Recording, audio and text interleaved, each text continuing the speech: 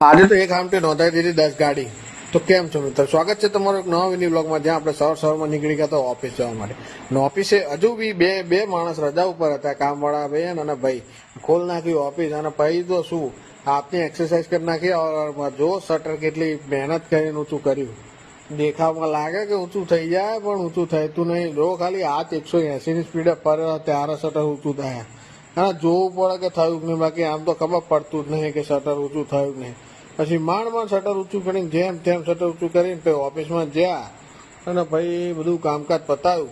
અને પછી નીકળી ગયા. આપણા શનિવાર હતો એટલે મંદિર દર્શન કરવા માટે. કારણ કે દર શનિવારે બીજે ક્યાંય જાઓ ના જાઓ, પણ મંદિર જવું તો પરમિનન્ટ છે. મંદિરે પાછું અહીંયા આપણા ઓફિસની એક્ઝેક્ટ સામે જ છે, એટલે આપણને જવામાં શું વાંધો હોય. 2-5 મિનિટ ભગવાન માટે ના કાઢો તો તમારી જિંદગી ધિક્કાર છે. પછી તો શું, પછી તો જોયું તો 20-25 ગાડીઓ જોઈ નાખી. મૂકું લાવ એકાદ રીલ શૂટ કરી નાખીએ અને ગમી જાય એકાદ નોંધાઈ દી. પછી જવાનું હતું ડીમાર્ટ. વરસાદ ફૂલ હતો એટલે લઈ લીધી ગાડી. મૂકું લાવીને ગાડી લઈને જ જઈએ, કહું કલર મારતા આવીએ, રીલ બનાવી અને પછી આવી જતા ડીમાર્ટની બહાર. પછી પાછું ડીમાર્ટના બહાર ઉપર મેળ ના એટલે અંદર જવું પડ્યું. પેલા ગયા અંદર. પછી તો શું, બાઇક લઈને નીકળી ગયા સાઉથ બોપલ જવા માટે. તઈ તો સાંજે આવ્યા હતા માસ્ટરને શું કહી દીધું તો આખો ફાડીને જોવા માંડે.